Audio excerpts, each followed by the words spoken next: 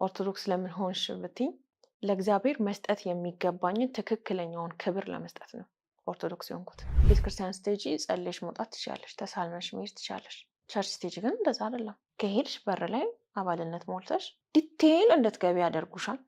በገባሽ ቁጥር አይምሮሽ ውስጥ ያለው ትልቁን እግዚአብሔር የሚያሳንስብሽን የቸርች ፖለቲክስ እየተረዳሽ ትመጫለሽ። ወደ ቤተክርስቲያን ስትሄጂ የእከሌ ቤተክርስቲያን ሊሄድ ነው ብዬ ባለመሄዴ አሁን በጣም ደስተኛ ነኝ። እግዚአብሔር ዱላውን ስላላነሳብን ነው እንጂ ስንት ጋጠ ወጥ የሆነ ባህሪያችንን እንኳን ለሱ ፊት ለሰው አይን እንኳን የማይመጥን ብዙ ካራክተሮቻችንን ችሎ ነው ዝም ያለው። ሃፒ በርዝዴ ጂሰስ ብዬ ማቃልለው ኢየሱስ የለኝም።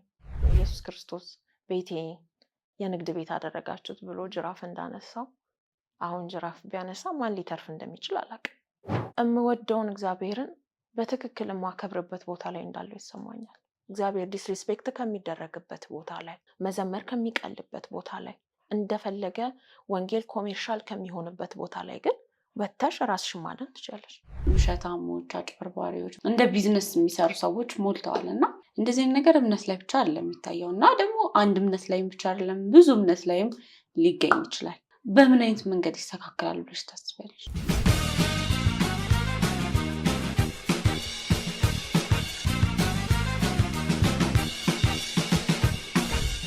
ምንድነው ተሽኮረመመ? በራሴ ዩቲዩብ ቻናል አንቺ ዩቲዩብ ቻናል እንዴ ሆስት ሆኜ ተገናኝተናል። ለመጠየቅ እድሉን ሰጥቼሻለሁ። የምትፈልጊውን ጠይቂኝ። እንደራስሽ ቤት ይሁን እንደራስሽ ዩቲዩብ ይሁን።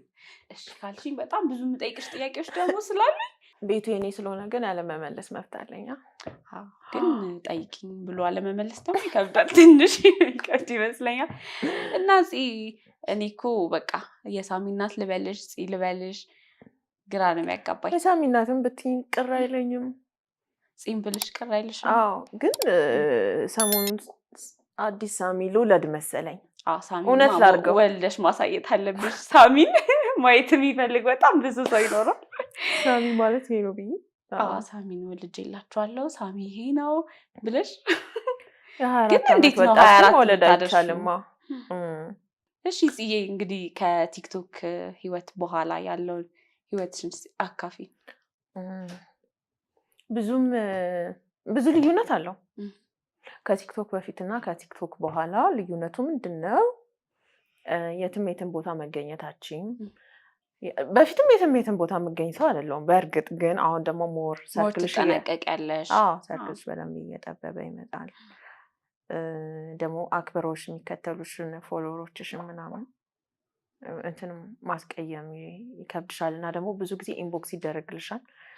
አንቺን ሳይሽ በረታለው ጎበዝ ነሽ ምናምን የሚልሽ እና የአንቺ ይሄ እንዝላልነት ብለው ወይ ደግሞ ኃላፊነት ሳይሰማሽ የምታደርጊያቸው ነገሮች የሆነን ሰው ላይፍ እንደዚህ እንትን ሊለው ይችላል። ገባሽ? ዲስአፖይንት ሊያደርገው ይችላል። የአንቺን ላይፍ የሚያስብ ሰው በራሱ ኖርማል ይሆንበታል ምናምን ብዙ ነገሮች ብቻ አንቺን እያዩ የሚበረቱ የሚጠነክሩ ኦር ደግሞ ብዙ ነገር ከአንቺ እየተማሩ የመጡ ፎሎወሮችሽ የሆነ ኃላፊነት ያልተሰማሽን ነገር ስታደርጊ ምናምን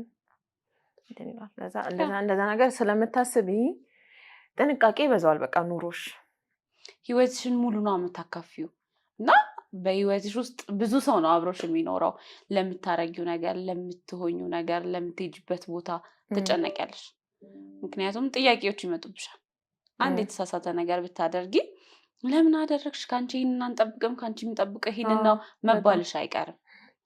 ኢንቫይሮንመንትሽንም እያየሽ ነው ምንም ነገር ስታረጊ በጣም እና ደግሞ በጣም ያንግ የምትያቸው ወጣቶች በጣም ሃይስኩል ላይ ምናምን 10 ቤት ውስጥ ያሉ ልጆች በደንብ ያዩሻል፣ በደንብ ያቁኛል ምናምን ነገር።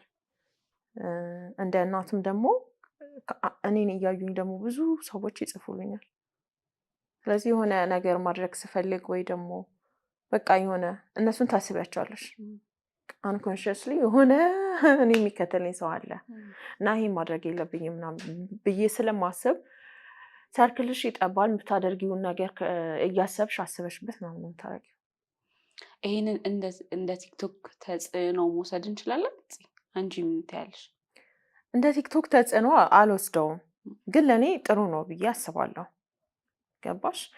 በፊት ላይ ወላጆችሽ ምናምን ስላንቺ መጥፎ ነገር እንዳይሰሙ ተጠንቅቀሽ የምትኖሪው ነገር አለ አይደለ?